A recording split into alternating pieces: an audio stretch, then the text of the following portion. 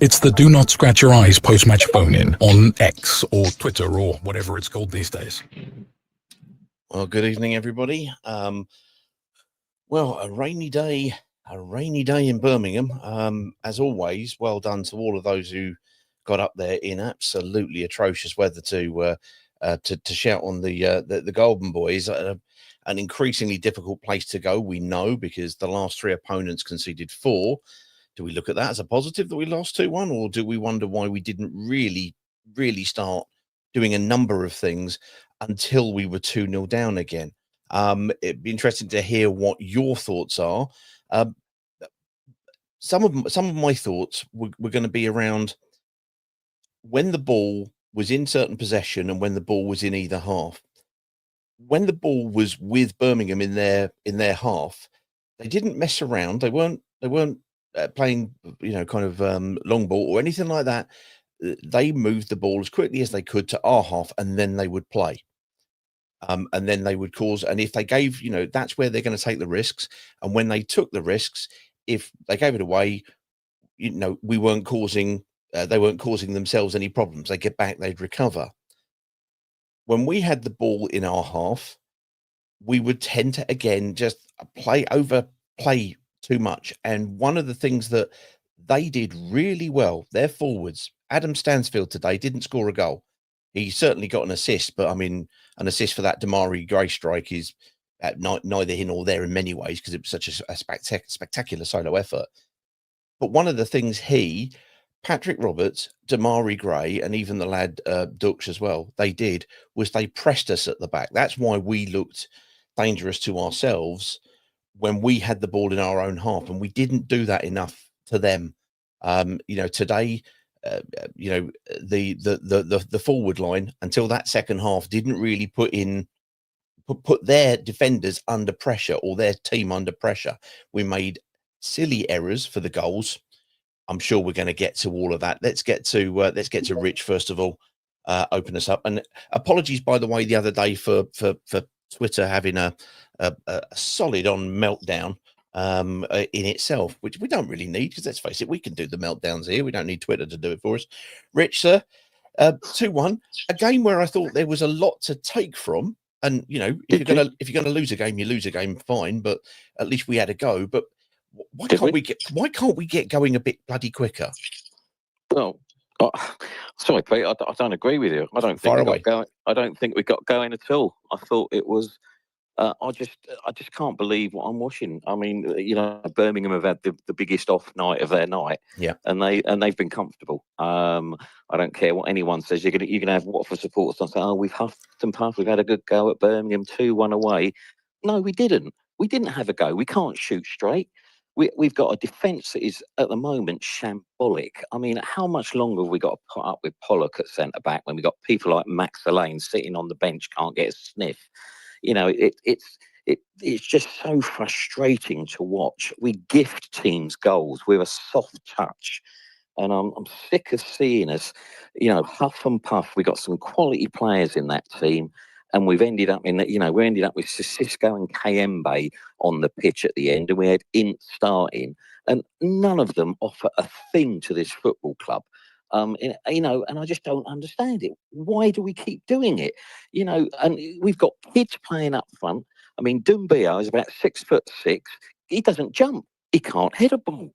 Now, I don't want to get on his back. He's a kid. He shouldn't be there. We should have proper centre forwards in this football team.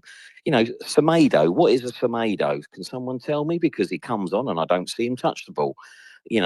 Luke and 9, Kieran Guard, he's huff and puff and does nothing. I'm really angry tonight. I'm sorry, and and people can have a go at you like, but that is not a good performance tonight. I'm sorry, and Javi's got his substitutions wrong. Mama's had a smashing game. Other than that, I'm really struggling. The goalie did all right, but we've the tackling or lack of tackling in midfield is abysmal. Again, they've walked through our defence. It happened to loser against Preston the other night, and it's happened tonight with Kipiani and Dnsye are messing about. And Cipriani gets clattered by a good centre midfield player, Pike, who then walks Oh. through and says, "Which corner shall I put it in?" While the defenders stand and stand off him. Pollock actually run away from him. It's incredible, and he bangs it into the back of the net. And then, if you don't know by now that Damari Gray's going to come in on his right foot and curl one, then I don't know where you've been the last 20 years, because he's made a career out of doing it, and we let him in. And then, even then, Kevin ducks under the shot rather than stick your head up as a defender. So please don't come on here, people telling me that, I'm being harsh and it's a good effort away from home. It wasn't a good effort. Birmingham were appalling tonight, appalling. They were not a good team at all. Yet they've comfortably gone off that pitch. I don't care what anyone says. They were 2-0 up and they gifted a silly goal that they gave away from their point of view. Nice goal from our point of view. Well done, Chak. Welcome back. Thank God. But honestly, what are we as a football team? Are we a soft touch? We cannot keep a clean sheet to save our lives. It's come on, this is a football team. It's a professional football team. What on earth are they doing on the training field? How can we go so many games, 16, 17 odd games without keeping a clean sheet, and we keep playing the same centre backs? When are we going to learn that Pollock is a second division centre half who looks great when you kick the ball straight down the middle and he heads it back again? That's all he offers. He cannot deliver a ball from the back. We cannot recharge the ball properly up through the midfield and up through the forwards. And we just don't keep the ball, and we don't create enough. And when we get close to the ball, we can't shoot. So I'm bloody angry tonight. And you can say I'm going a bit over the top, but I expect us to be better than that, with people like Losers and Chakvadatzes and Mamas. They must be tearing their hair out thinking, what am I playing around? And Jeremy and Gaki are at right back tonight. My God, I mean, I quite like Jeremy, to be fair. He gives everything, but my God, as a performance tonight, what on earth was he playing at? There's only Bowler in that back four that can probably hold their hand up and say they've had a half decent game. And we've got to get a bloody midfield around Loser. It's pathetic that we don't win balls. There's people like that ain't getting a sniff, like Duomo and Mende. Are you telling me they're worse than Sissoko and Kayembe? Because you must be, because somebody is. What is Javi doing on that training pitch? For Christ's sake, Javi, get a grip of it, because, I want you to be a success. But my God, we're all going to go away. You can see what the headline's going to be in the morning. Oh, brave Watford, have a go. But brave Watford go down yet again, away from home. Limp. We scraped a great win at Derby, but we gave them a 2-0 head start. How many times do we have to give teams a lead to get into this, to try and win? You cannot keep giving teams leads and giving yourselves mountains to climb if you're a serious football club. Sorry, that's me off my hobby horse. I'm annoyed. I'm annoyed with that tonight. I'm annoyed. If we can all learn one lesson from that, it's when I come out and say something and Rich comes on and goes, I disagree. I go, oh, lovely job, because it's your opinions that matter. It's just about sharing all of those. Mate, I don't disagree. For me, I would put the goals. Yes, absolutely. That Cipriano kind of giveaway, and then Pake going forward. For me, Keben is the one who should have to come forward to put it, because Ngakia is covering round to pick up Stansfield. But they both, both Kemby and Keben and Pollock drop away from him. Now, as far as I know, if a player runs into the goal, it's not a goal. But if the ball goes in, it definitely is. So you have to make sure that you press the ball. You cannot come away to one of the arguably best central midfield players playing in the Championship at the moment. Pake is absolutely on fire there to have a freebie shot, which was again very, very frustrating. Then of course when the ball got given away and it was Mama who sort of got nicked, at least the ball was lost in their half on this occasion. But coming forward, it was with Stansfield got there just before Keben went forward, pushed the ball out, and basically what had happened was Ngakia had tugged right across to try to basically cover for Keben, who'd been done by Stansfield. And then it was like, right, who's going to get out to him? And it was only Pollock who was getting out there as quickly as he could. But he's not a right back, and as you said earlier on, it's not exactly a secret that Damari Gray is capable of doing that sort of thing, and he did it. He did it indeed. Let's have a look at some positives from it.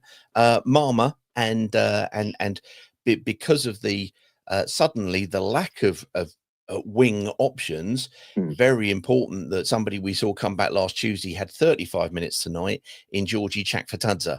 Does that, do those two performances tonight give you something? Because Chakfatadze came on and he was the one who put the ball away for Boller, who's been another positive, to get that ball across for the goal. Were there positives in that? Of course. The only thing was, once we scored the goal, we didn't really do much after that. Again, we stopped. So if you're Watford player with a brain in the middle and you're thinking, oh, Jack's come on here and he started to cause a bit of havoc, let's give him the ball. So what do? We don't give him the ball after we've created the goal. And that's my criticism. There's nothing wrong with Jack apart from he needs games. He needs his fitness getting up. Jack, we all know Jack's a class act. That's not really a debate. And Mama's come on and for a lad his age, for his strength, his power, his will to go forward every time. He didn't have his shooting boots on the whole game. He got one at the end there, ironically, on his left foot when he had two really good chances on his right that unfortunately didn't get on target. But I'll give him a million times the day. And but that's why I'm so annoyed about the centre forward. What is going on up there? What on earth is going on up there? We got three centre forwards. I think if you put all three of them together, you wouldn't get one decent striker out of them. I know a striker when I see one, and I don't see them a threat in front of goal. And I ask myself, what on earth is going on? They've got no out ball. They've got nothing. We can't. We don't win any headers, and it just keeps coming back on the midfield, and that really, really annoys me. We have got to get a proper striker in January, and we've got to get a proper centre midfield player to keep around Loser, assuming we hang on to him, because until we tighten up that midfield and get somebody and put the ball in the bloody net, we're just going to drift mid-table. We ain't going to go down, but we're just going to huff and puff. And teams like Birmingham tonight, who had probably a really off night for them, have still gone away with 3 points. And tomorrow morning we'll wake up and think, oh, well, we got that one out of the way. And Watford just got again, a bit of plaudits, blah, blah, blah. And but, honestly, we've got to be better than that. But yes, Mama and Chak and Bowler. After that, I'm struggling, really. Loser's not even doing as much now, but he owes us nothing for the season so far. He's been magnificent. But I just don't see anything else that got me excited tonight. I never felt we were going to get back in the game. It's only the hope. It's the hope that kills you, thinking that perhaps Birmingham will make a mistake and we'll get into it. But it was just an air of inevitability about it that that we just were going to go down, and we've gone down, I'm afraid, to me, with a whimper. It's a whimper, and we've got to be better than that, And Christ, you can just see what's going to happen against Norwich on Saturday. They've got their first win for donkey's years last Saturday. If we don't turn up on Saturday lunchtime, we're in trouble, I tell you, because it don't take a lot for a couple of losses. Everyone's thinking a couple of wins and we're in the playoffs. A couple of losses, you're down the bottom very quickly as well. And I just think we're better. Our players are better than what we are seeing. And I thought the starting lineup was. I just don't get. I like Tom Ince, but if we're building a Watford team around Tom Ince now, we really need to be asking ourselves some questions. Tom's had a good career, so I'm not getting on his back, but I'm saying there's got to be better. Where's Duomo? Where's Mende? Where's Alain? Players that should be in that team. A Banquer. What the hell's a Banquer really done wrong? Considering people like Pollock in the team. I'm sorry, I don't like Pollock. He's just not good enough. He is not a championship centre back. I'm sorry. You can head the ball away for fun, but he does nothing else. And in this modern football, you've got to have centre backs that can move the ball and play it around. And all he does is oof it out the park, which is fine if you've got 5 minutes to go and you're winning 1-0, but not for a performance. I'm sorry, it's just not good enough. No, well, there we go. Rich gets us off and running. Let us know what you think, because the point is that different people will have different opinions. I looked at it and I can understand why he's feeling that way. I can feel that absolutely the frustration at the forwards. I was going Tonto because we were not competing for headers in the first half, either Kieramgard or Dumbia. And when I said about, we came out in the second half, we suddenly at least tried to press. Don't get me wrong, it didn't last very long, but you saw a team who tonight, even though as Richard said, well, Birmingham weren't that good, they weren't that great. Without the ball, they were comfortably the best side. Absolutely, they won that. They were better without the ball. They put us under pressure, and they won the game without the ball. Mr. Fiander Turner, sir, you were going to Birmingham. Are you there, sir? Evening, Peter. You're right. Good evening, sir. Good evening. So you've been up there at a very wet and windy St Andrews or Knighthead Park. Tell us about your evening so far. I mean, Rich has gone on for so long. We're practically back to the Watford Junction now, to be honest. So, sorry, everybody. I'm only joking. I'm only joking. I like that. I mean, look, I think he's a bit harsh on Ngakia, to be fair. I think Kevin deserves a lot more of the criticism for some of those brain farts and just not closing down. I think Pollock's the easy target every time because he's not the footballer. Mm-hmm. But Kevin just looked like a kind of a throwback of the Ramon Vega kind of players we used to have in defence back in the day. That they looked the part. They could kick a ball around, but they just couldn't put a tackle in. They just prancing pony kind of defending, and that's exactly what happened for the goal really. And the second goal was just a catalogue of it kind of went through people's legs, and then they backed off again. So it's just a very, very strange game of football. But the second half. They did put it in and silence the crowd. So I mean that's what you need to do in an away game, isn't it? Get into them. But unfortunately, Georgie's he was blowing after he did a couple of runs, and that's the main reason they didn't get him the ball, because he just seemed to run out of legs after about 10-15 minutes, if I'm honest. Yeah. Well, yeah, it was a frustration in terms of that. I agree with you, and I'm not having to go at just everybody, because you defend as a unit, and the thing that I thought that they did so well was defend from the front. They came and pressed against our defenders, so they didn't come into midfield, or we didn't come through midfield comfortably. We didn't get we didn't get. Sorry, there you got a lot of noise in the background. There, were you on the coach? I'm on the coach one, yeah. Ah, right, super. Sorry, I was just wondering. So they kind of pressed us when they didn't have the ball. We sort of just kind of stood off and sat back, and then let them come into our half. But then those culpable moments, and all games are decided by little moments, and it's only fair to say, blistering finishes from Birmingham. You can't take that away from them. But from our point of view, and in the defensive build-up, it was just those sort of culpable errors. In the build-up, Cipriano did not cover himself in glory tonight, which led it, to come through.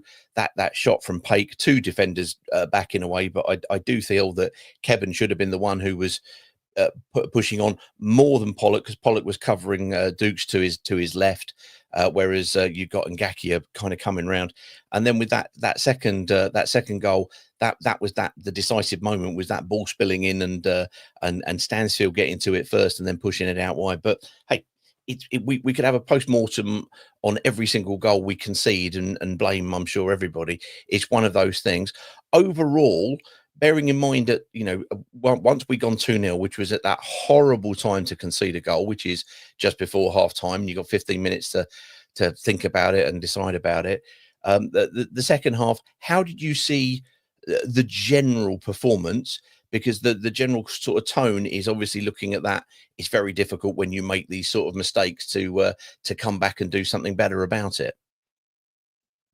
I think the difference in the second half was they realised that they could put those little through balls onto their wing backs or their fullbacks, and that's how we got our goal from that little kind of, instead of trying to chip it over the top or trying to play a long ball, they just played it on the ground. Bowler's really good at making that overlap, isn't he? And obviously Marma on the other side, he does the same thing with a little sort of outside flick.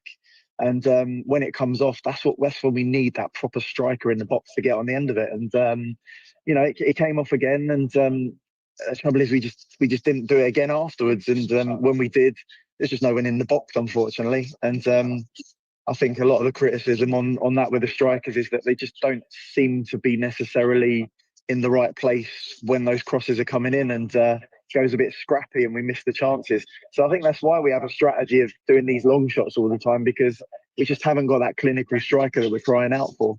Yeah, no, absolutely. It was. I'm just going through the some of the YouTube comments, and Lee Jackson said, K9 was awful. HC, who's HC? Was does that Hector Cipriano? Because that's with the K, isn't it? Was shocking. Pollock and Kevin Pony used the squad versus Norwich. Half a dozen need dropping. Well, we are told, repeatedly from the stuff from the Our Place and various other things, in terms of that, the squad is large. It should be able to flex in that particular instance. I think Duomo is one of those players who's currently out injured. So, you might look at Nampalys Mendy to perhaps come in. You may look to say, well, okay, let's take Kipps out and stick KMB in there, perhaps. Not sure. Anybody from the squad that you'd like to see against Norwich? I don't know. It's a tricky one, isn't it? Because those strikers didn't really do much. So they're going to be quite fresh. But I think in midfield we do need to try something different, because Hector just, I don't know what happens with me. He just maybe his head kind of dropped when he thought he might have got a red, and he was just a yard off the pace with everything after that first challenge where he got a yellow. But I don't know. I think that the back line needs probably one of the two centre backs drop in. Other than that, we're okay. But I don't really think there's an answer in centre midfield at the moment, and that's part of the problem, really, because Loser seems to be 10% less than a month ago, and it costs us in this team, doesn't it? Yeah, well, Clark EH, that's what I'm going to call you. Sorry, they made a point on it. Said it wouldn't surprise me if Loser had a gentleman's agreement to leave in January if we aren't in or around, I suppose, the playoffs. Do you think over the last 2 or 3 games that, you mentioned there, he's playing 10% below? Is it the fact that he hasn't got the players around him? Is it the fact that we think he's kind of like maybe, kind of a little bit, we know that he's recently had an agent change, as has obviously, we heard over the last couple of days, Rocco Vata. Do we think he's mentally chipping out? Because if he is, we need more than one midfielder in January. We need about 3. That's the thing. In the second half, he kind of was running to take the corners, and he was all over trying to bring the team together. But first half, he just wasn't. He wasn't there. He was in the wrong places again, and he wasn't doing that quarterback role that's worked so well for him when he's on form. So yeah, I'd say, judging on what I saw today, first half he just wasn't the player that we've seen play so well this season. And second half, you saw the glimpses back again. But I think that's more because we got a foothold into the game than him actually influencing himself. Very true, very true. Well, as Dave Savage says, I can't help but feel that the life is being beaten out of Loser. Who knows? It could be. And also, as Rich said earlier on, you can't ask for much more out of a season already than we've had, Loser, and we're only in, just got into December, and he's had a standout season. He must be absolutely knackered from carrying us most of the time. Paul, sir, have a safe journey back on the coach. Try not to have any motorcyclists drive into the bus like they did in Plymouth. You see, I remember these things. No idea why, but I do. Let's say cheerio there to Paul. Let's get Mr. Pete Ryan, who was also there, and I saw him at the back of the stand on the telly. Mr. Pete Ryan, sir, how you doing? Yeah, good evening. Good evening, sir. I come in when I'm actually at a game that I can get a signal, and it's all good. Great stuff. Yeah. What did you make of all things today? Well, I'm not as sad as Rich is. Nope. And it was bright and it was entertaining, and it's better than it was last season. For Pete's sake, you have to take your chances. Tom Ince had a shot just outside the post after in the first 90 seconds. If that goes in, or someone's following up for the rebound, and nobody was, by the way, but at least he was having a go, and we cut in nicely. So the bright things were, there were a couple of key moments in the game that I thought changed the game completely, and it did change the game. And up until that point, it was quite clear that Baxter has got a Gomez-style throw, and he was bowling the ball out, or Howard sitting it to Mama on the left, or whoever was on the right. I can't remember now. And we were going for it, and to get crosses in, and we were, and we cut it back. And that looked great. And then there was an incident, and because I'm at the back of the stand at one end next to all the Birmingham City benefits claimants who take comfort for just hurling abuse at... Shots fired, everybody. Shots fired. Well, Go on, carry on. Do you know what I mean? Just, you know, pick an old man if that's what makes you feel good, but you know what I mean? Anyway, there was an incident where one of their players went down. Yeah. And obviously the comments were that KM Gore was lucky not to get sent off or something happened. And immediately their coach got all of their players across, and immediately and two things happened after that. K9 disappeared out of the game. Yeah. And whereas he was using his physicality and he was trying to play in the wingers, Mama, or he was trying to lay it off to Ince. And before that, Ince had pulled that ball back for Mama. Mama had the side of the keeper. I was snapping into tackles. I couldn't quite work out what they did, but they rearranged their midfield, and it put immense pressure on Loser and Cipriano, who started misplacing passes. And then very quickly after that, Cipriano was robbed. I thought it was a foul, but you know, so I'm not watching it on TV. Right. But live, I thought their referee must have come out of women's football, because obviously, you know, football to him was like a non-contact sport, and nothing was going our way at all. But I just thought, and you could see that he was getting intimidated. Like 3 minutes at the end, and little silly things like that, you just think that's no good. So that was the first goal, and then the second incident was off the ball. Someone squares up to Jeremy Angakia, who reacts, and it all kicks off. That was Stansfield. Stansfield, yeah. Who was doing all sorts of stuff at corners and stuff, which wasn't getting picked up. Yeah. And little rabbit punches and standing on people's feet and going down there, all of that sort of stuff. Which, do you know what I mean? Like an Ian Bolton or players of yore. Tom Wally would have sorted out. That would have lasted a couple of minutes. But immediately after they were all spoken to, whether they were booked or not, I didn't really see.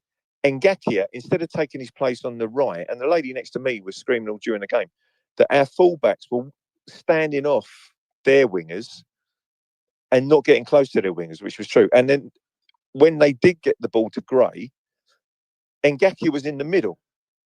And the two centre-backs have to go over, because Ngakia's head had gone for 30 seconds, and that was all it took for the ball to go out to Gray, for him to cut in, and then he had four players, and then Ngakia's trying to crack back, and he curls it round or through four of us, and a great goal. So that's 2 down. So we come out in the second half, and it was bright again, and we started to move the ball about. I thought Ince was unlucky to go off. I thought it was necessary for someone a bit of physicality, because they weren't taking the mick out of Kayembe in the same way that they were trying to bully Cipriano, who just had an off day, I think, and some of the others. And Bowler was suffering from it. Bowler could have scored towards the end to keep the tips over the bar. So, yeah, that was all great. And I got back to the car, and the wallet that I'd left on the front seat was still there. Oh, look at this. So what a day. You park in the worst area, the worst industrial area of Birmingham, and everything was okay, kids. There you go. So that was my tactical view of the game. We can all tell why Pete is just so happy, because basically he got there. First of all, he's happy the car was there. Secondly, he's happy the wallet was there. Fair enough. You know, it's because it's a hassle when you lose all the stuff you need for work. But so you tell me what you thought. I just thought some players were great, some players were suffering. I thought Loser was okay, but he needs more people around him to support him. I thought Ince was much better. I thought he was unlucky to go off, but I can see why you would. I think for me, fundamentally, I think the energy level from their forward line, they took what's his name, Dukes off, and brought on Lyndon Dykes, who's a sort of pretty much a carbon copy, a big ugly championship centre forward. Nothing wrong with that whatsoever. Who was going to run, chase, harry, and their front four, which includes Patrick Roberts, who is not a spring chicken, includes Damari Gray, who is not a spring chicken, and they're able to go and press teams as a unit with Adam Stansfield in behind. And the other thing. Let me come in with think we Stansfield press again. from the front. Go on. Stansfield, yeah. So he gets booked finally. I mean, I saw about 3 or 4 things that if I'd have been refereeing him in the Southern League, I would have booked him way earlier than he was, because that's the level I used to referee at. But yeah, right at the end, he gets substituted. Yeah, when we got 3 minutes of added on time, he stops. He takes about 90 seconds to go off. He stops while he's on a yellow and takes his shin pads off. Mr. Stansfield, mate, go and shake hands with a referee. No referee will ever give you a second yellow card for wasting time to shake their hand because their ego won't allow it. But he should have been booked before he left the pitch for a second yellow, and that would have been a red. And that way, that would have sent a message. But that referee was no way would he have ever had the cojones to do that. I was listening to BBC West Midlands before the game, and they were saying that they were their staff fall back down and they were weakening a couple of areas, and they hoped that we would start slowly. Well, we didn't. No. But really, we let the game go away from us after 30 minutes, and it should have never happened that way. And we didn't get back into it until it was too late. And like you said, a couple of those crosses from Bowler right at the end, if we'd have got someone on the head of it, to head those balls in, we could have snatched it at the death. But we didn't. We could have done, So but you can't keep going, goals behind. And that is how many games that we've played, and how many, I think we've gone ahead in 3, I think. So we're forever concerned to constantly be playing catch up is a frustration. Absolutely is. Well, Peter, sir, have a very safe journey back after recovering both wallet and car, which is very important. Adam Ward, by the way, on YouTube, hello Adam, says he's a Blues fan. He said, I think your CB stood off, which they did for that first goal. Kipriano was awful, he says, but you showed fight after Beadle gifted you a goal. There you go. I did say anybody who ever concedes a goal can always find somebody who is to blame. Well done, Adam. We've been doing that as well. If it makes you feel as good as we do, yeah, well, it's easier with 3 points, isn't it, Adam? Anyway, welcome. Let's get across to Mr. Boyd Mayover. Boyd, sir, you there? Hi, Pete. How are you? Hello, mate. I'm all right, thank you. But it was one that got away. Team scoring goals for fun, and in fairness, doing other championship teams in better positions than us by 4 goals. However, it was a game whereby and Adam Ward, the aforementioned Birmingham, just shut your ears here. Our problems were self-inflicted. Yes, they punished them ruthlessly and quite brilliantly, in fairness. But it felt like one that was quite self-inflicted, did it not? Well, it did. I must say I'm largely in agreement with Rich. Mm-hmm. I thought our 2 forwards were so appalling. No pressing, no fight, didn't win a header, didn't hold the ball up once in the entire game. So that's got rid of those 2, because that was just beggar's belief. Right. And Semedo came on. Oh, did he? Oh, no. As usual, in name only. But now let's look at everything else. There were parts of the game where we were good. There were parts of the game where our attacking was okay. I do agree with, I think somebody said it, Loser might well have checked out. Right. No criticism of at all. He's been unreal this season. Best midfielder in the championship, but he's changed agent. I think he might have checked out. However, the real issue is our bloody defence. Nagakia today, just so poor. How many times did he take his man on and go on the outside of him? Not once. No. Kevin and Pollock opened the doors for the first goal, didn't they? It was like the opening of the bloody ark. Yeah. And you can say, well, he was covering this one. They still stepped towards the bloody man, not away from him.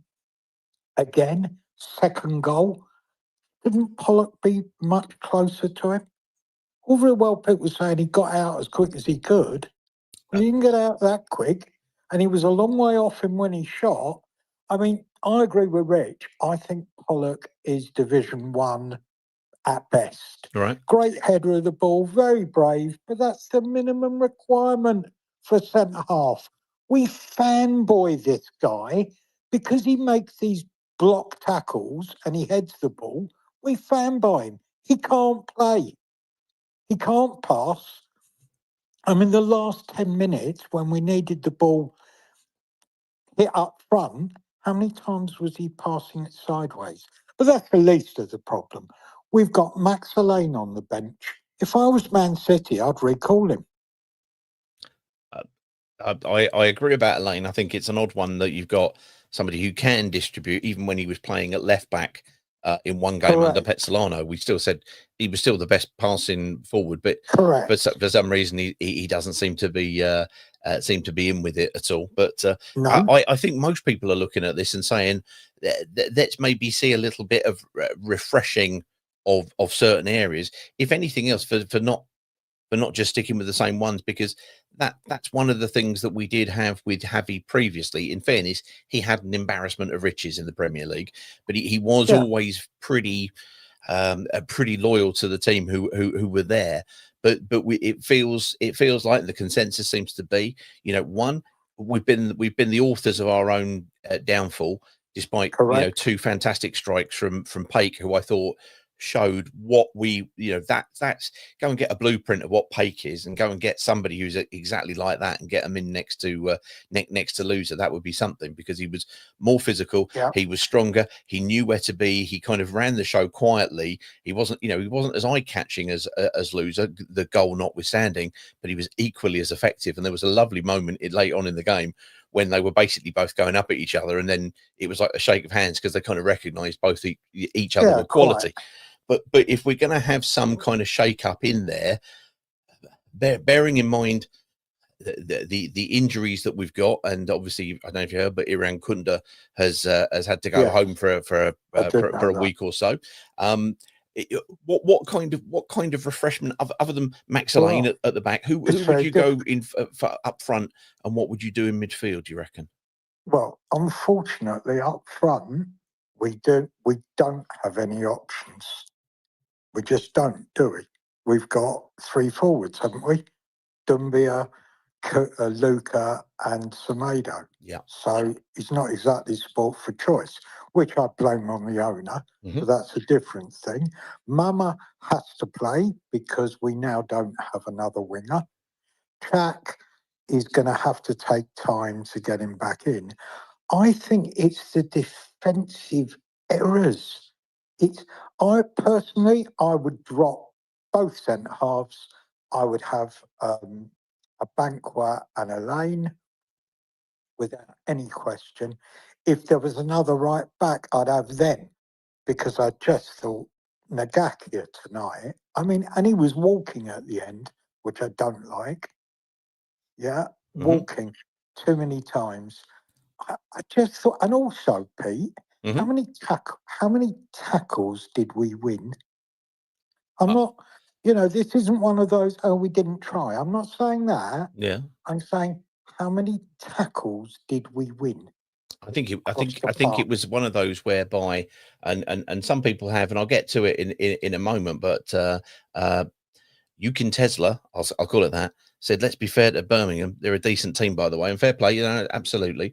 And they're doing well, but they are a team, and under Chris Davis, who, by the way, born in Watford supporter, brother Watford supporter, just saying, there's a team who have been organised out of possession. There's a team who win second ball a lot of the time when you've got to win it. Don't get me wrong, we kept the ball for long periods, but we didn't really work the keeper other than a handful of opportunities.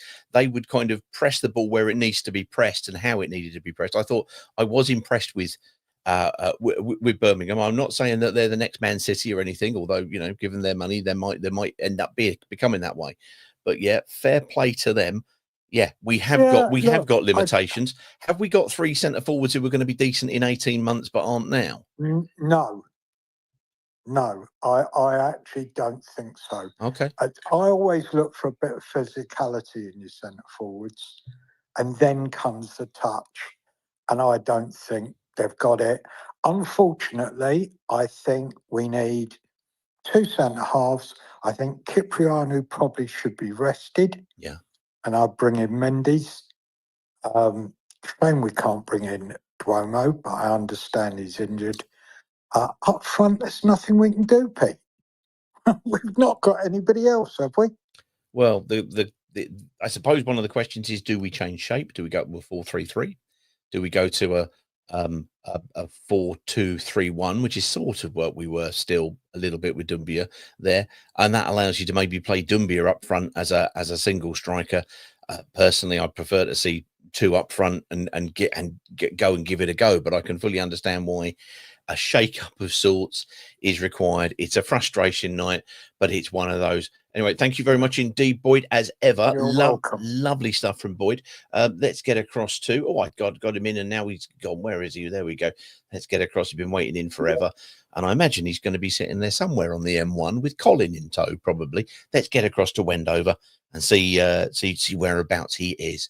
Greg, are you there, sir? Yes, he's on the M1, I reckon. M1 or M6? Hello, mate. Hello, mate. M42. Oh, M42. About to get onto the M40. We've got away pretty well. So yeah, I have completely lost motorway poker today. I've not looked for the M42, and frankly, the M40 has lost me completely. I've lost that. We've lost this. Come on, then, tell us how was it out there? a bit frustrated listening, really, Pete. Okay. Because you know, I'm sitting here with wet feet after getting soaking wet.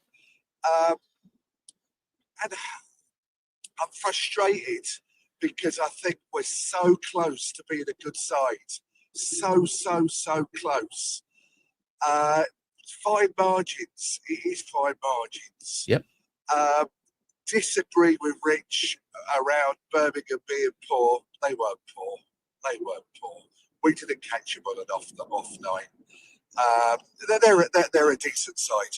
You can't give the ball away twice, because you know what's going to happen. You're going to get punished like you do in the Premier League when you make a mistake. You cannot give the ball away twice. But other than that, Pete, I don't think we're far away from being a pretty good side.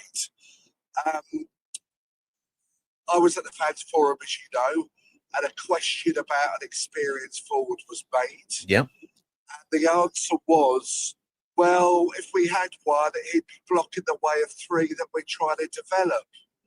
Now, for me, I'd give Semedo a loan. He needs a loan. Right. And get somebody experienced. Yeah, who are the 3 learning off? Troy said this in an interview. Who are they learning off? Well, they can't learn, they're not learning off anybody. I said it in the summer and he's still available. He's still playing for West Ham Stiffs. I'd give Michail Antonio a contract till, with a big playoff bonus in there till January. I'd get him in January and give him a little contract to the end of the season. We need an experienced 9 in that squad. Has Michail Antonio recovered? Because of course he had a crash. He had half a Lamborghini kind of steering console in his leg at one stage. We're going to your point about an experienced forward, and I think a lot of people were talking about that in the transfer window, and I think I think there's a lot to like about what we've got. I do personally think we're going to have 2 or maybe 3 centre forwards in a year's time who are going to be so much more experienced that they might have something. But tonight was a frustration, certainly. Greg, while you're there, Paul White, who's a Blues fan, has joined us on YouTube, and he said, Blues fans here thought it was a good game. First half ours, second half yours. Missed chances on both sides. You will soon climb playing like that. Good luck for the rest of the season. Keep right on. So you're not alone in seeing some of the good, and you know what this whole thing is. It is about people having different opinions. Otherwise, I'd come on and I'd say something, and you'd all go, "Yeah, I agree," and then we'd all go home. That might be a lot less painful for many people indeed. but it's always going to be a subjective game. Your opinion, Paul's opinion, Rich's opinion, Boyd's opinion. It's all there to be chatted about. Yeah, Rich is a good guy, and you know, me and Rich knock around together at the forums and so forth. Yep. So you know, but you know, that's life, isn't it? Everybody's got an opinion. It is indeed. I also wish we'd stop coming up with these conspiracies. Like, for me, loser, it's maybe he might be a little bit tired, but there isn't a guy that's checked out. He's the first to come over to the crowd and fist pump and try and get the crowd going and so forth. He hasn't checked out. So let's knock these conspiracies, please, guys, because he hasn't checked out. Well, in Oost, be tired. In Oost, France, which is the magazine that he was quoted in, he was asked why he changed, and he said, when you change agent, you change for a reason, and he left it there. And that reason can only be one of two things. It's negotiate a new contract where you are, or negotiate a transfer and a move. He's playing the football of his life. I don't think it's beyond the wit of man to think that, yeah, he is going to probably be moving, if not in January, then in summer. Yeah. However, if we don't go up. However, you know, the Moroccan, I was going to say World Cup team, but international team is important to him. And with a World Cup there, I think Morocco still have an opportunity to go up. I think they have to go via some circuitous route, no doubt. You know, FIFA over complicating a World Cup where about 95 teams qualify, it seems. Would he not want to try and play higher up in the second half of the season potentially to go? But I don't disagree with you. He has been outstanding. He's so overdue a dip in form, and also he's gone. Peter, he's entitled to be tired. He's played a lot of football. He's entitled to be tired. Cipriano, that's a bloody hard job he does. That is a real job of energy. He needs a rest. He's tired. He was off it tonight. He's been off it for a few games. And yeah, bringing little Mendy in might be the answer. We've also been criticising that, fans are coming on, I'm fed up of keep changing the back four. Why do they keep changing the back four? Now he's stuck to the same back four for a few games. That's wrong. Yeah, hold on. Let's have a correction on that, because that's not something that's been levelled at Yavi. That was something levelled at Petzolano, who changed 5 players for every game for 5 games. And that wasn't just let's not change the back four. That was, let's not just change the shape. Let's not change half the team and everything else. I don't think people are pointing out about Yavi there, but the limitations of the 2 centre backs tonight, and I would give you as exhibit A and B, Neumann and what was his name? Klauser. I'm sorry. Apologies, Blues fans. I can't remember the other blonde guy. Were really solid. Came in, played championship football extremely well. And we've also got a player who you've mentioned a number of times in Foremost Mendy, who was described as our number 1 defensive target, who can't get close to it. So I think it's fair that when we've had a couple of goals conceded where the back four have had a bit of a torrid, and I think it's more self-inflicted than anything. And I agree with you. I think Birmingham are a very good side. I think they're even better without the ball than they are with the ball, and I mean that as a compliment. I really do. And giving us a hard time. You know, it just still comes to different opinions and different thoughts. And yours are as entitled as everyone else's, of course they are. At the centre backs, if I'm pointing the finger at anybody, I'm not pointing it at Pollock. Look, if you want, I don't disagree with that. I don't disagree with that at all. If you want Pollock to make a misplaced pass, give it to him on his left foot, because he hasn't got a left foot. His right foot isn't bad. His right foot is adequate for this division. The one I would point my finger at would be Kevin Caban, because he's the most Jekyll and Hyde player I think I've ever seen. 1 minute he looks like Franz Beckenbauer. The next minute he looks like Mark Morris. You know, yeah, I would, if I was taking one out, I would be taking Caban out. I have to say, either for those. I have to say, For from those Franz in Beckenbauer or to Mark Baxter Morris, Wendover, that's going in the greatest hits of Wendover there, everybody. I love that. Poor old Mark Morris. Do you remember Mark Morris? Oh, of course I do. Do you remember Mark Morris? I thought he was rubbish. I thought he was one of Bassett's better anomalies, personally. He didn't have a lot to choose from, did he? Well, no, Gary Trivers, Trevor Senior. Yeah, that is like saying he's the best looking man in the Burns unit, isn't it? That's not good. Never mind. But look, Pete, we're not far off it, mate. We're not far off it. What I would do for Saturday, you looked at after we changed, we got wingers out injured, and after we bought Czech, we did, to bring Sissoko on at the end. You bring him up when you want to shore it up. I'd like to see one of the kid wingers on the bench on Saturday. You know more about these youngsters that play wing, that play for the under 18s and under 25. Are you talking about Max Smith and Christian Shevchenko? I believe one of those is pretty tasty. I don't know a lot enough about the kids. I wouldn't say they're. I wouldn't personally say they are at that stage yet. Personally, just me personally. Obviously, I mean, let's face it. We're talking about Tommy Smith's son, Max. Good stock, and then we get across to Christian Shevchenko, Andrei Shevchenko, pretty good vintage. However, we also know that Watford have had umpteen players who happen to be the sons of really, really good players.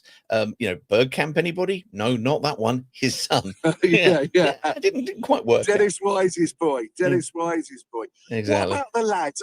And his name escapes me, with the very questionable haircut that Justin used to take the pee out of. Are you talking about Amin Nabazada? Yeah. Well, he looked to me like he could play. The little bits I've seen of him, he looked like he could play. Yeah. There was another one. There's another one of similar build to him. Xavier Messiah Edwards is who you're thinking about. Well, welcome everybody. You're here at the Under 21 show with me and Greg. It's that they are, and you know me. My background is in youth and developmental coaching. Right, love it to pieces. Yes, yeah. However, the jump from Messiah Edwards had his loan extended at Eastleigh with the Spitfires. He was doing all right there, getting in and out. They're going to learn a lot from that. The reason why they got chances, and I don't think they really let themselves down. It was small bits, and it was part of the development kind of campaign, rather than going, you know what, you could be the answer to getting a result against Norwich. I like Messiah Edwards. I like his pace. I liked his directness. However, against, for example, the two lads, Neumann and Clara, I think it was, not being daft, both of those were bounce off of both of those quite a long way before getting done. I tell you what I'm going to do. We're going to go to a Birmingham fan. Another comment for you, Greg, because you like Birmingham fans now. They said, Birmingham fan. This is Keith Hill. Hello, Keith. He says, Watford, by far the best team at St Andrews this year. Watford will get into the playoffs easy. Hope we don't play you. So look, there's some nice feedback, and thank you very much for joining us, guys. Don't play us again. Not like 1999 when I was up there and we did him on penalties. Get in there. Francis. By the way, Wendover's not quite as gracious back, Birmingham fans, in case you hadn't noticed. The other thing about Birmingham City, and having last week we had a chat with Tommy Mooney, which is always a great pleasure and a great laugh. And I was going through the stats. They are they were before today, at 2 points per game at home. They're on 0.88 away from home. That St Andrews atmosphere, that crowd, all of the bits where you can kind of control the environment to your advantage. Birmingham work it beautifully every single time, and fair play to them. So when we play them, don't forget, in 1 month's time, we play them on the 1st of January again, but at Vicarage Road. It could be something different, but we'll have to wait and see. See. Anyway, in summary, Pete, you say about loaning, give Semedo a loan, League One, rough him up, bring in an experienced 9, And I don't want to upset Justin, but somebody in the cars just mentioned Mr. Emmanuel Dennis. So maybe. Well, I'd heard rumour that Emmanuel has been looked at and subject to some fitness criteria. Who knows? 1st of January might see him. Could do Who knows? worse. Could do worse. Could do worse. Could do worse. Could do a hell of a lot better as well, as somebody who hasn't really played properly at any level properly since he last played for us, to be honest with you. However, I appreciate he splits the room like nobody else. Gentlemen, have a good journey back. I do apologize, everybody. I get broiled in. Keith, thank you very much for the comment there. Sorry about Wendover being all a bit 1999. We're going back, we're remembering those things. Let's get to John Parslow and see his thoughts. Mr. Parslow, sorry, we're having fun and games trying to get you in. How you doing?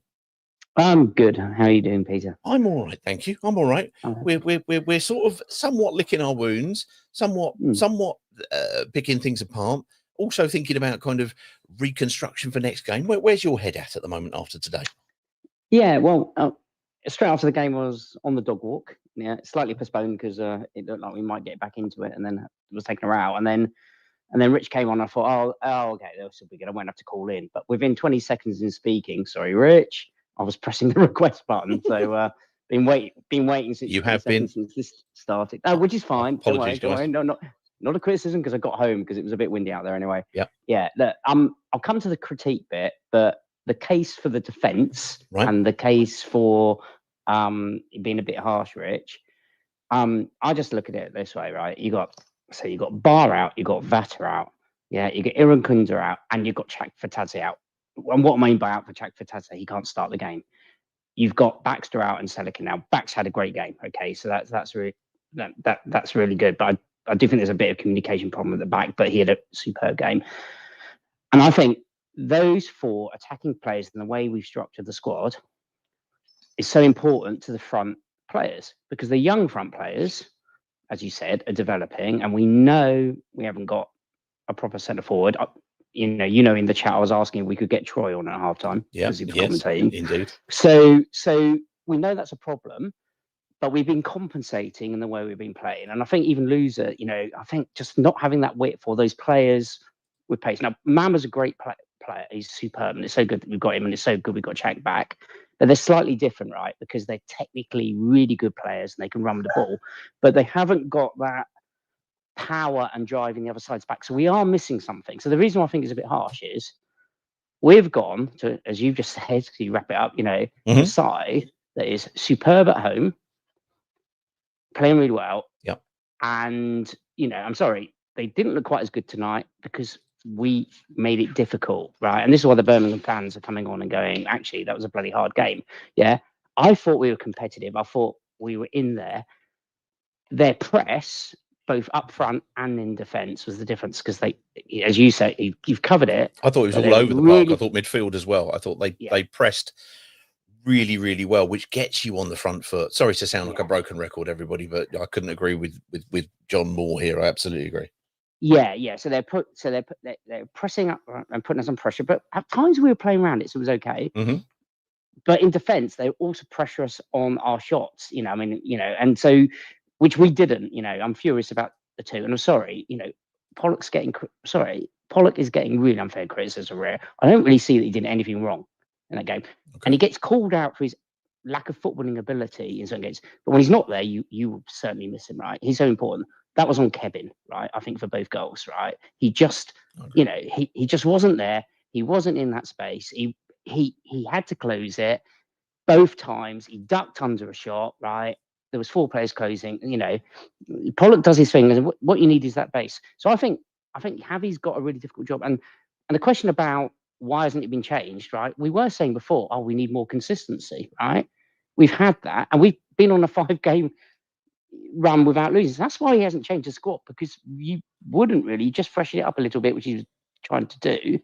Ince coming in is a bit annoying, but you look at it and go, well, if he's going to keep that shape and he wants to play 2 up front, who else is coming in? So we are compromised at the moment, right? It's good that Chak's coming back, but there is a compromise there. And I think, given all that, given where we went, it was a good, honest performance. Frustrating. Didn't do enough. But I think mitigating circumstances, and it is that power play of those forwards because those wingers, who Barney and especially, and Vattel was doing it, will push people back, and we can't get enough out of Chak at the moment. You can see the difference he can make, and I think that's it. I looked at the bench today. I know you're going to come in. Yeah. I looked at the bench today and went, it just, for the first time for ages, I went, oh, we look really weak.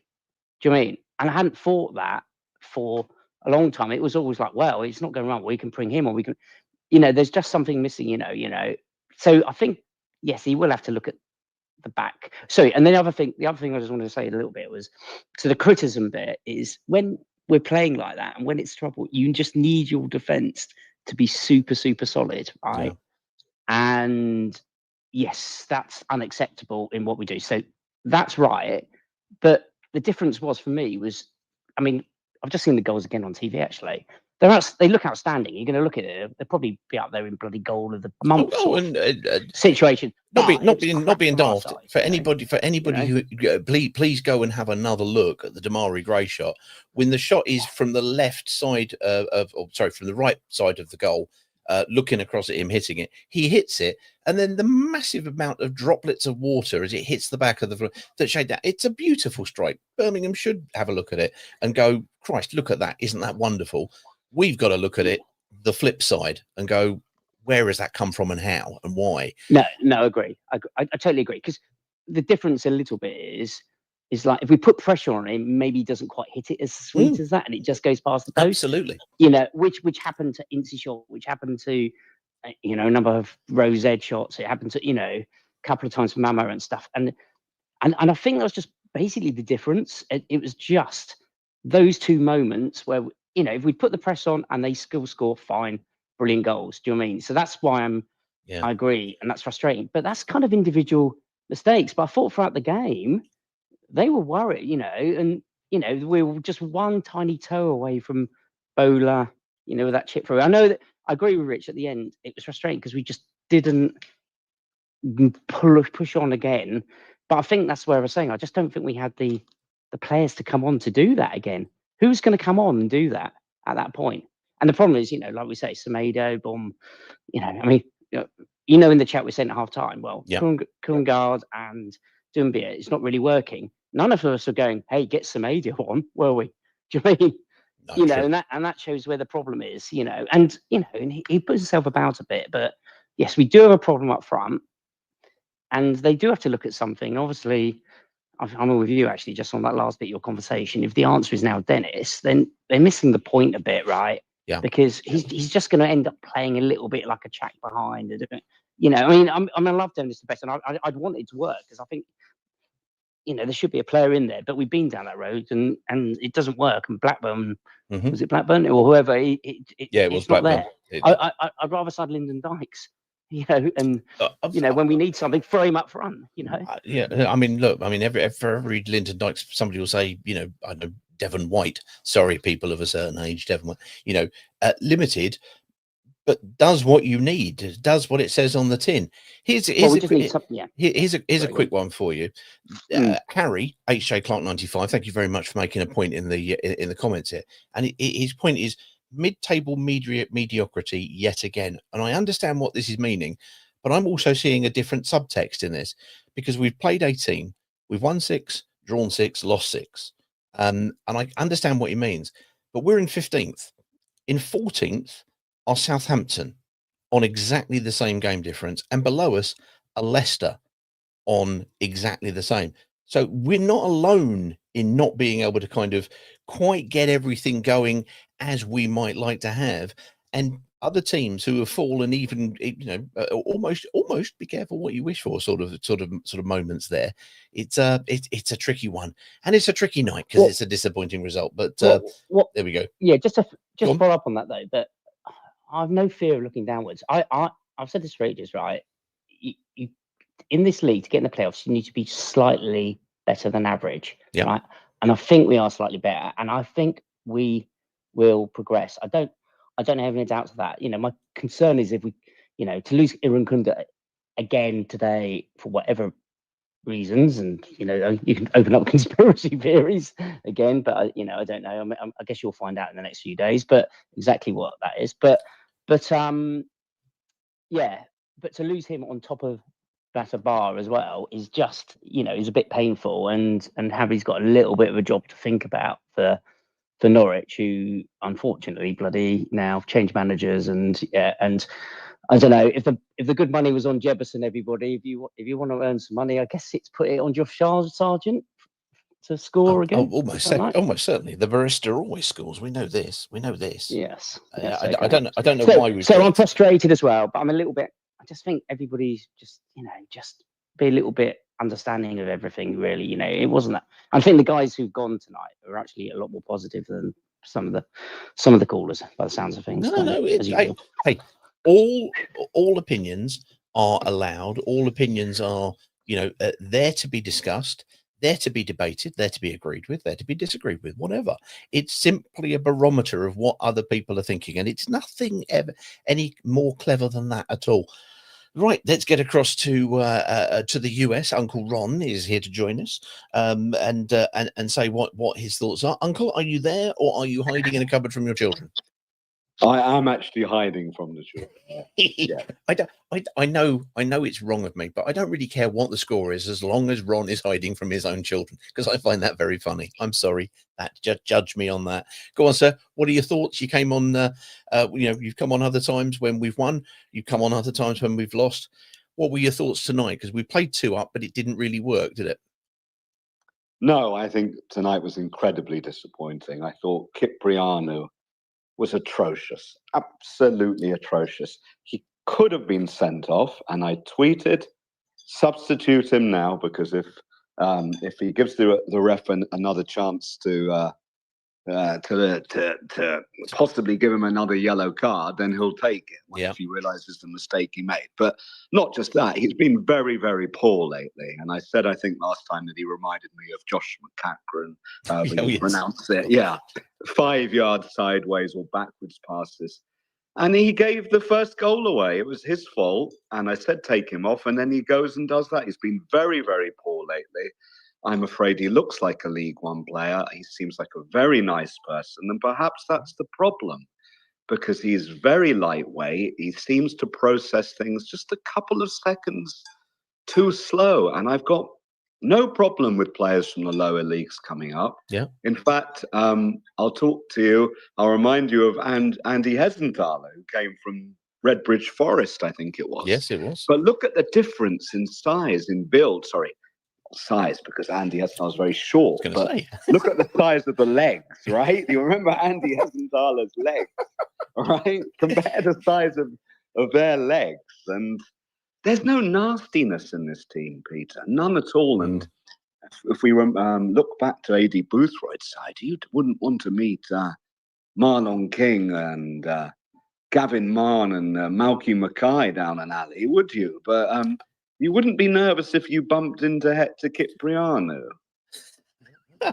Well, the nerves around Marlon King are another thing to be discussed another time. But I mean, no, I understand your point. There's a bit more bite about that particular team, and I thought, without being disrespectful to a Birmingham side who scored 4 goals past its 3 previous opponents at home.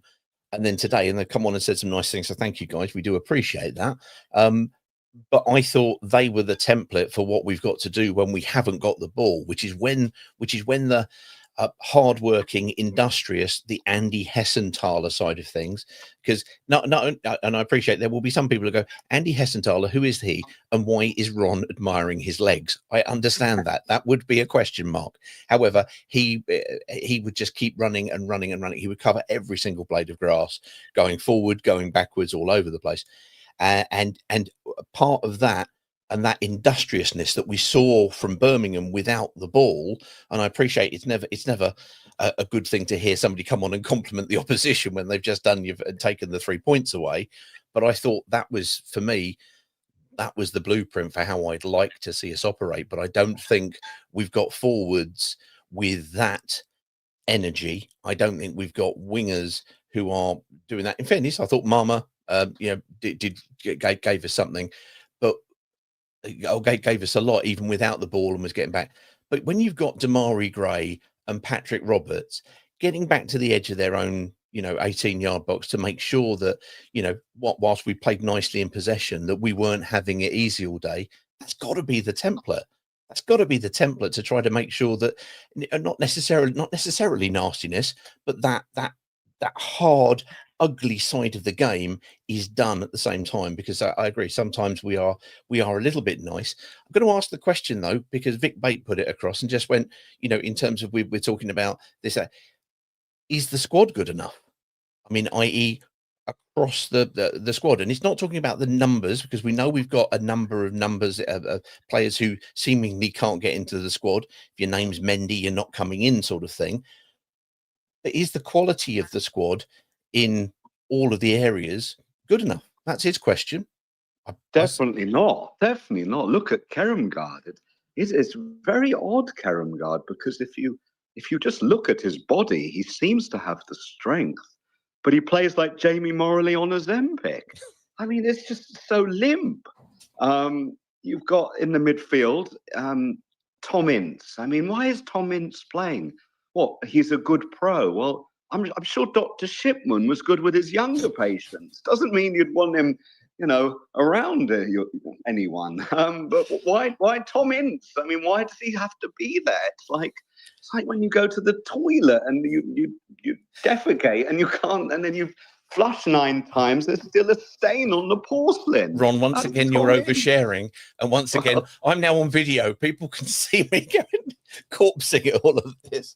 Well, first of all, I like to see this because Jebison, I think, had played about 13 minutes by the time you described him as limp like Jamie Morley. Let's be honest, you won that particular debate over the long term, did you not? Until the other Tuesday. But now on Ozempic, it's just adding a little bit more. The quality of your porcelain, I don't think we wish to question or go into any more than we have to. But there we go. It's a question of, is the squad where we want it to be? Well, Southampton and Leicester have got reasonable squads, you would have thought, coming down, and they're literally kind of play for play with us. But we need to find something if we're going to come back and do anything in the latter stages. Thank you as ever, Ron. Go and enjoy that there. There's some images that you just shouldn't have late at night, and the bottom of Ron's toilet after he's bombarded it and tried to flush it several times is definitely one of them. Grief. Right, let's get across to some of these YouTube comments, shall we? I think we should. Let me do that, and let's bring them up and have a quick look. Then we're going to go in at the 5 words, and then we'll do quickly the long forms, and then you can all get to sleep because it's let's face it, it's a school night. What time is it? 20 past 11. Let's see how fast we can get through these. Hang on a second. Wet the whistle. Mark Cusher, hello Mark, says, just said bloody hell, which is a good thing. It's definitely a very football thing.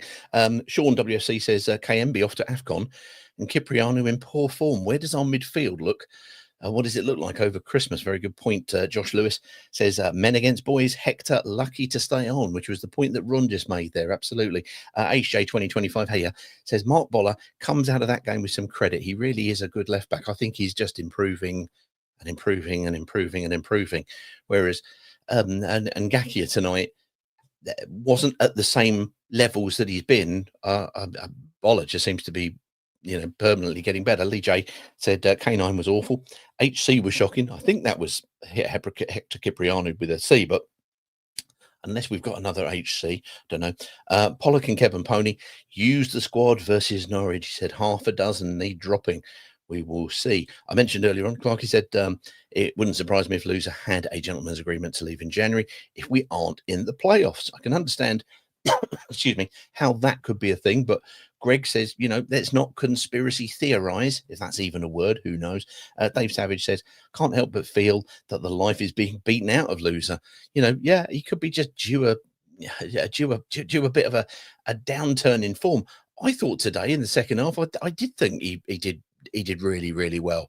I thought he was trying to do everything as we normally see it. The only difference is it didn't quite pay off.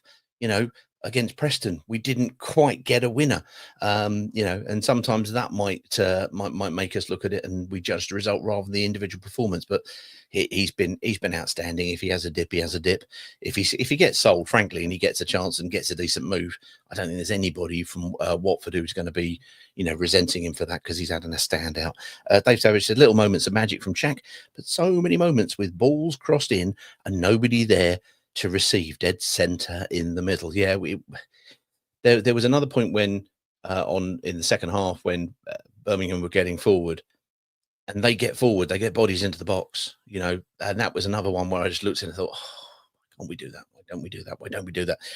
Neil Silverstein said, we badly missed pace up front. All three forwards we played tonight offered very little.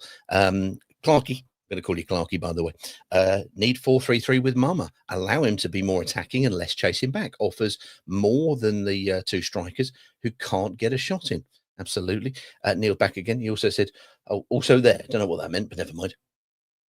He said, LR, not sure what that is, but two centre backs where everything. There, got it. They're two centre backs where everything that R2s weren't for the goals. Yeah, I thought they were really good. Neumann and Clara, you know, fair play. When we chatted to Tommy Mooney, and we said, you know, we'd like you to come on, but we'd like you to be the opposition, which is kind of a little bit odd for us. But nobody knows the Championship like Tommy, because he scouts it for numerous positions in previous years and knows it. And of course, he's doing the co-coms for Blues as well. And he said the recruitment now, we're recruiting the right players. And he called out Neumann and Clara as, you know, a real good example of that. So predictable, says Matt Morgan. Loser's dip in form started when news of his new agents broke, says Neil. It did, and that's why perhaps we're putting 2 and 2 together and coming up with 87. But it could be 4. We don't know. We'll wait and see. But I mean, let's face it, he's still a good player as far as I'm concerned. Harsh on Pollock, Rich, says Neil. And that's fine, because everybody's entitled to their opinion. My son watched us for the second time this season, says Lee J, and was amazed how poor K9 was again. Just offers nothing. No pace, doesn't win headers, movement non-existent, League 2 standard. That's on tonight's viewing. You'd be hard pushed. And we've argued for the 2 to play up front because he's looked ineffective as a 1 up front, or he's looked isolated, shall we say, rather than effective. We played with it. It didn't really work. The biggest problem was, and whilst absolutely exalting Neumann and Clara, if we put in one opposition attempt to win a header against them, I missed it. We just seemed to let them have it first half, which very much frustrated me. Can't expect much with the state of the bench, says Footboy. HJ 2025 is back. He said, I certainly don't think we went down with a whimper. We kept going and was hopeful an equaliser was coming till the last minute. Well, I think we also have to take into account that obviously we get over our disappointment during this sort of little emotional vent, if you will. But the guys who come on from Birmingham, and once again, thank you guys for doing so, are reading the flip side. They're looking at it with not neutralized, but with their eyes and going, actually, you did all right. You did all right. Matt Morgan says FFS. Don't know what that was to. Kevin out for Elaine, says Josh Lewis. That was one of the suggestions that we saw earlier on. Bar and Nestri and Vata play, we get a result there, says Footboy. Well, it could have happened. We will never know. There isn't a sliding doors moment, but there is, of course, the 1st of January. We can see how that one. Rich is a real one, says Matt Morgan, giving him applauding. I'm sick and tired of us not being able to keep a clean sheet and us always going behind, says Mark Schofield. When the fuck are we going to actually go ahead in a game? It did happen the other year. I can't remember it, but never mind. Kiprianu and K9 were dreadful, he says. Josh Lewis comes back in and says, wasn't Romo playing in the youth squad recently? Yes, he played, I think it was in the under-21s rather than the youth squad, and was good. I think there was a high-scoring draw, and I think he got a couple. But I think at the moment, I can't remember whilst I'm doing all of this, but he was one of the names who was mentioned by Yavi on the post-match interview, the kind of the press conference this week, as you know, he's kind of just progressing at the moment. So he did come back, but I think, unless I'm completely wrong, and in which case, fall on the sword, no problem, I think he's out again, but we will wait and see. Mark comes back and says Abankwah needs a game. Bring him in for Pollock. Kevin plays well alongside him. Good. Okay. Adam Ward, this is one of our Blues fans. He said, I think your centre backs stood off. Cipriano was awful, but you showed fight after the Beadle gifted you a goal. I did like the gifted you a goal bit because I thought, yeah, I can understand why they'd look at the keeper in that particular instance. You can Tensella says K9 is going the way of Rajovic, he means. Ouch. Josh Lewis says 3 wins, 3 draws, 3 losses for Yavi, same record as Paolo Bezzolano. I want to see him stay, but that won't look good in the eyes of Mr. Pozzo. Mark Kusher says in possession, our build-up play is ponderous. When we get in the final third, we often look threatening, but lack killer instinct. Out of possession, we're a joke. Our defence looks totally uncoached. Mike McHugh says good signs tonight. Need to lose the negative nanny brigade. Oh, we're the negative nanny brigade. Sorry about that, Mike, but no, that's good. That's his view on it. This was in response to the earlier point about, saying, look, similar thing to Paolo Pezzolano, and Yukina Tesla says, Yavi had a harder run of games, I'd say, and we've had more of an identity, and we at least look like a happy team. So don't start with the musings of Yavi out, he says. Yeah, no, I don't think anybody's looking at that. I mean, we'd gone 5 games unbeaten until today. We've gone to a team who have been butchering some teams higher up in the championship than us when they've gone to St Andrews. I'm not saying that makes it a good performance. I'm not saying that there aren't things that we don't look at, but we also need to have a bit of context in it for me there. Let's be fair to Birmingham. They're a decent team, by the way, he says. Absolutely. Colin Smith says, away from home, under the floodlights on a filthy night against a team who scored 4 in the last 3 home games, and with a referee who dictated much of how much of the game went, we did okay. Yeah, I wasn't really keen on the ref, and then he went and booked loser, but then he went and booked Stansfield. So I looked at that and went, yeah, okay, at least there's an element of consistency here.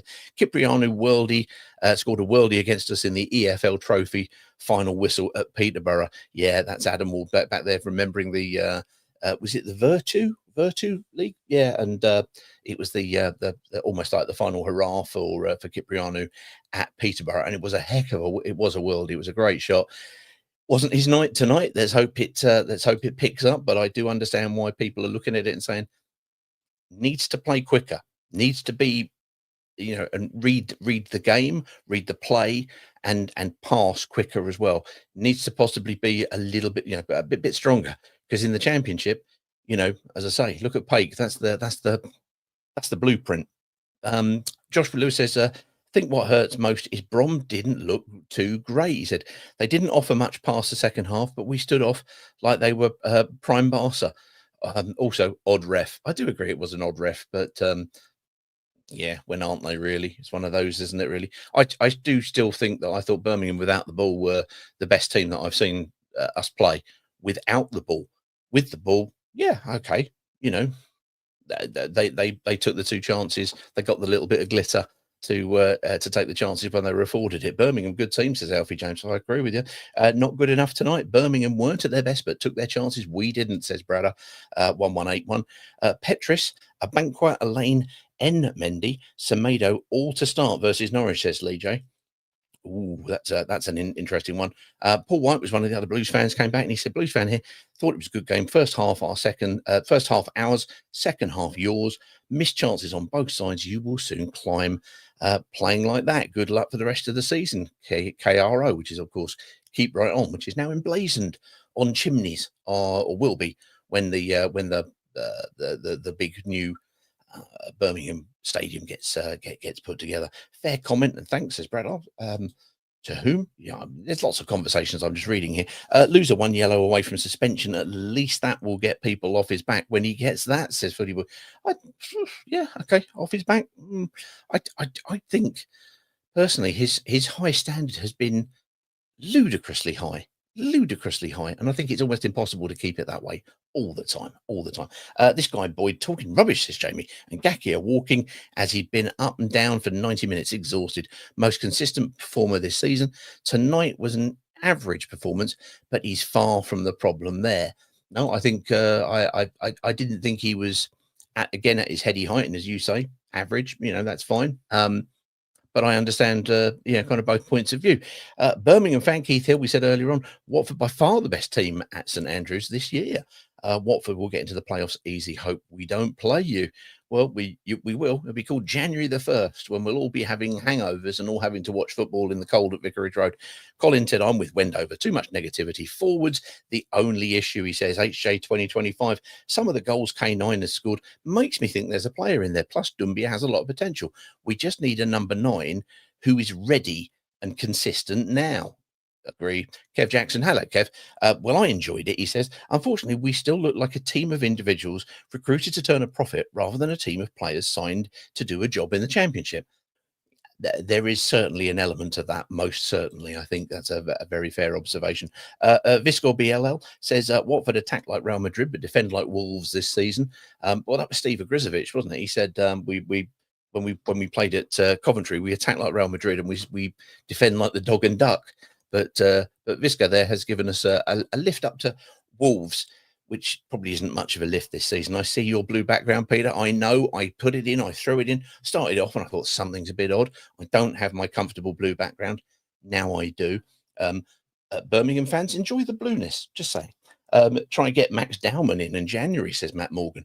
Well, yeah, they could throw him over the fence. Anybody who doesn't know that, that's the left-footed, right-sided, but left-sided, but on the right, typically winger / kind of savant-like lad. I think he's only about 15. I don't think he's quite yet 16. Not sure you can go out on loan when you're not even 16 for Arsenal. So he'd only have to come over the fence, literally, drag him through. That might sound wrong. Ben Thornhill says, I remember a lot of people coming on here after the Sheffield United game saying that someone else was picking the team or Yavi was an idiot. Well, someone else has not been picking the team. Okay, that's fine. I mean, don't forget, obviously, that was Yavi's first game. And I think the reason for that was because we'd got, well, certainly Sissoko was playing right wing. Well, no, let me change that. Sissoko was standing on the right wing. And you'd also got KMB sort of playing in the middle. And it was just one of those games, wasn't it? Another game where we got another team season going. Henry said, it's no good being the nearly team for an entire season, though. Lampard was saying similar things over a month ago about us climbing the league, and we still lack a cutting edge and giving away real brain-dead goals. It's just not going to happen for us, he says. Yeah, well, Henry, you may well be right. Let's hope not, but you may well be. I don't understand the persistence with 4-4-2, says Ben Thornhill, when there is no combination of strikers at the club that have chemistry. Why pick 2 of them? Maybe we do need to go to 4-3-3. Yavi will look at it and work it out. But as we all know, he does like that 4-4-2. And there were times in that first half where, and I talk about what, Birmingham and how good they were off the ball. There were times in that first half before they got that goal where we had the traditional 2 banks of 4. And the attackers were sort of in a position to defend, but not opting to really put pressure on at all. But that was looking okay at the time.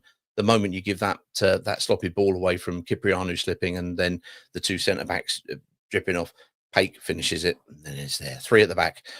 Says Ben Horner, that's what he wants. That's good. He says Mumma's emergence could not have come at a better time. Otherwise, we would be absolutely bereft of wingers. We had so many of them, and now they're all elsewhere. It's not good, is it? Mendy Duomo, Mendy, Elaine, Petris, all frozen out by Yavi. Are there no qualities amongst that lot that we are ignoring? Well, I think we are. I think, especially as when we go into we're going to be going into another 3-game week shortly. So you're going to have to use that squad to try to keep things fresh. And I think, as I said earlier on, I think Duomo may be injured. The 2 Mendys that we've got, you think we could do something, even if it was to go, okay, we're going to play a 4-3-3. Nampalys Mendy seems the ideal player to stick in to that central midfield partnership to free up Loser a little bit more attacking, perhaps. It'll give you a little bit more defensive cover in and around Cipriano, perhaps. So one gives you height and a little bit of physicality, and the other one gives you, like sweeping up everything.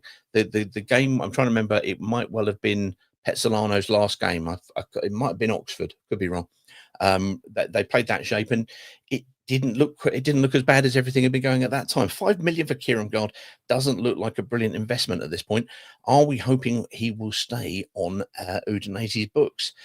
We asked, well, we will see. But I thought we were trying to kind of get him. Henry said, squad is not quality enough for promotion push. They've tried to put together a competitive side for as little as feasibly possible. A lot of speculative young players that are exciting to watch on their day, but just don't have enough consistency to get us properly challenging over the line. Mark Schofield says, Ben, not so long ago, fans were saying Dnsye and K9 are a great combo. Not so great tonight. They were poor. They were. There's no getting away from it. I haven't seen it all, says Ben. I think people got overexcited by 45 minutes against West Brom and maybe a couple of moments against Borough. To me, they just don't have any connection. Well, we'll see. We'll see. There we go. What the way? Hope you're well, Pete. Yes, I'm fine. Thank you very much indeed, James. So hope you're well. Ben, True, blah, blah, blah. And there's their conversation that they're having there. Lovely stuff. I like that very much indeed. Let's get across to then some quick 5 words and see how all of that is getting on. Let's quickly rifle up the 5 words and then we'll let you all head on. I think another small lubrication is required. Let me just take that off the screen. There we go. We get there in the end. There we go. Let's take that off. So Steve Oatway said individual errors cost us again. Absolutely. Ryan Cripps said a decent away performance tonight. Very frustrating to come home empty-handed. Jack Vedette. Don't know who that is. Jack Vedette looked lively. I'm still optimistic for a place in the top 6 by the new year. The new year? Crikey, that's going some. Let's be honest. Christmas and the new year is going to... We're going to know sort of where we are. The window will be opening and then things will happen. Who knows? Lewis Wood says, I thought we signed defenders. Pete Ryan says, you have to bury chances. Came on earlier on, said exactly that. Our errors were ruthlessly punished, says Gaz. Positives, check back. Mama scored. Very much indeed. Mark N74 says, stupid errors cost us. Maybe squad isn't good enough, says Vic Bate, which is what the one I asked a question earlier on. Yeah. I still think we have to look at it. We don't have to look at it. You don't have to look at it the way I'm thinking. I'm thinking is that it's a developmental squad still. You know, you can't go in and buy directly oven ready players, to use the phrase. So what we're doing is we're buying players with high ceilings, high potential. And yes, a number of people will look at that and say, are these players who are going to move away and be sold and it's not going to build around? It might be the case. However, I think these are kind of developmental players, so we'll see. So the question becomes then, maybe the squad isn't good enough now or yet. Who knows? Who knows? Dave Lavender said, victims of our own downfall tonight. Pete says, limp up front and behind. Was indeed. We won the second half, says Bedfordshire, and it's Halloween. WFC Chef says 3 strikers, 0 headers won. That first half, I was pulling what little hair I have left out.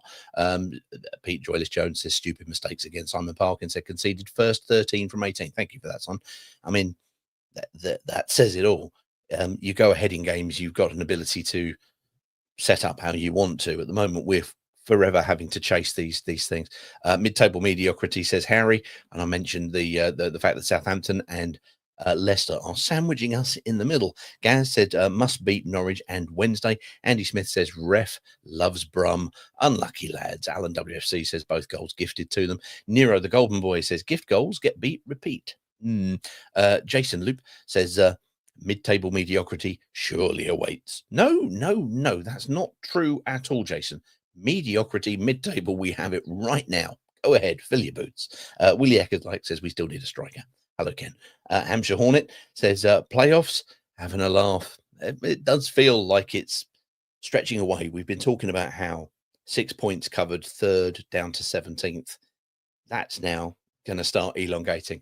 We need to get on a run. We know that. Let's just see what we get. Sloppy defending makes it an uphill struggle, says Yellow Army. We need to concede. We need to concede earlier, says Hornet 006. I've been wrong all this time. I was thinking we needed to score first, but now Hornet 006 tells us no. If we concede first, then we've got 88 minutes to chase the game. That's not actually not that bad a shout. Stuart Cashmore says, we're a shower of shit. Not much grey in that statement. Big Galoot says, we set up Brum goals. On tour in Sussex says, when Ngakia is bad, he's diabolical. Richard WFC, Pozzo out, Duxbury out, Moji out, says, going neither up nor down. That's the kind of 5-word people that I like. That's what I like to see. Somebody who is both kind of authentic to the point of how pointless everything is, neither going up nor down. Total Retro 97 says, not clinical enough, defending shite. Thomas Atom says, encouraging, but still don't know the best teams. Silly mistakes cost us again. Slatan 10 said, it's getting so fucking tiring. Tony Bushy D says, strikers just can't head footballs. Joe says, they were there for the taking. 6, I know. Yeah. And Boyd, we heard from him, says saying, defence is very, very shit, he says. Well, there's not, once again, not much grey area in that statement. How many have we got? We've got some long forms. Let's get them done. Let's get them done. Let's get them done. Paul Fiander Turner, we heard from him on a bus earlier on. He said if we put those early chances away, I didn't see anything Birmingham had that would have got them back in the game. Paul Fiander Turner also says Pete Ryan is spot on. Stansfield gave him an elbow off the ball and Ngakia reacted to it, definitely. Vic Bates says, totally agree with Horn Wendover. Loser is having a little dip from very high standards. Could be tiredness. Form 4-4-2 could be, absolutely. People suggesting he's not trying as he wants a move in January. Need to give their heads a wobble. He was chasing back at 94 minutes today. There you go. Their number 7 was the loser we had in October, says Paul Fiander Turner. Was that Coyle? Might have been Coyle who was, in fairness, I felt guilty about overlooking him because he was very, very good, but just Paik was just stand out for me anyway. Dr. Dickie Sutton says, need 6 points from the next 2 games if we are serious about making a challenge this season. Paul Fiander Turner adds, we need to talk about Kevin. That's a book title, everybody. Enjoy. Watford Limericks, let's do it now. 'Twas a dreary wet evening in Brum, and the fluency just wouldn't come. All those errors defending left the Hornets descending, a predictably vexing outcome. Oh, look at that. Hold on. Brilliant. What can I say? It demanded applause immediately. Hampshire Hornet says, I've seen nothing of Watford FC this season to even remotely getting behind us being a playoff chasing side. And what makes this even more depressing is just how crap the championship really is. We're fooling ourselves if we think mid-table is any level of success. No, okay. I don't think anybody's thinking mid-table is success. I think mid-table becomes very much a damning statement in terms of the totality of the Gino Pozzo kind of golden circle of coming back to where we were, because that's where we were when they sort of picked us up, wasn't it? It was sort of 14th. We're currently 15th. I mean, you can't just say every time we dip it's bad and every time we go up we're much better, etc. But at this moment in time, that's sort of where we are. And if that's where we conclude for another season, mid-table mediocrity is not an aspirational thing. Chakfadadza to Swans, says Harvey. Harvey, I suspect you've got some Swan sympathies there, judging by your Swan icon and STFC Harvey there. No, you leave our Chakfadadza alone. The Duck 1881 says, I thought Mama and Bola linked up really well down the left. Generally, I think we looked pretty good, and Yavi has got us playing some good football. However, 2 quality strikes from Birmingham and Kebben. Did he duck for their second goal? It was struck so well. And of course, I described the angle of the camera, which kind of makes it look like he's going down, but it's done in a split instant. It's not a conscious thing. It's almost did he duck? No. Did he flinch? Possibly. I don't know. Jake says, I really hope we see Mendy and Abankwah play at the weekend. We need to get Dennis signed ASAP. Oh, somebody's up for Dennis, everybody. Thomas says, it's about time Sissoko started more games as the real engine for this team. Thomas, I see what you're doing there. He's also said, Siagalo is a free agent. Tom, you're on a wind-up, mate. Well done. Well done. Long may it continue. Totally seen enough of Kip, says Tony May. And Sam Dublin Hornet says, Scott Duxbury says, we don't need to add to the squad. It's amazing. Semedo is nowhere near good enough. We are crying out for a forward, he says. Right, well, there we go. It's a late night. It's a shame that the game has obviously concluded for Watford fans the way it did. Birmingham and you guys who've come on, thank you very much if you've stuck with us. Can't imagine why anybody would bother, but thank you nonetheless anyway. It's a team who has been doing teams at home for fun.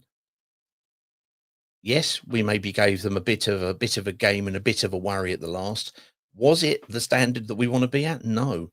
So it's fine to look at it and go, was it good enough? No. Does it stop me supporting Watford, or does it stop me, kind of having a wailing and gnashing of teeth? No.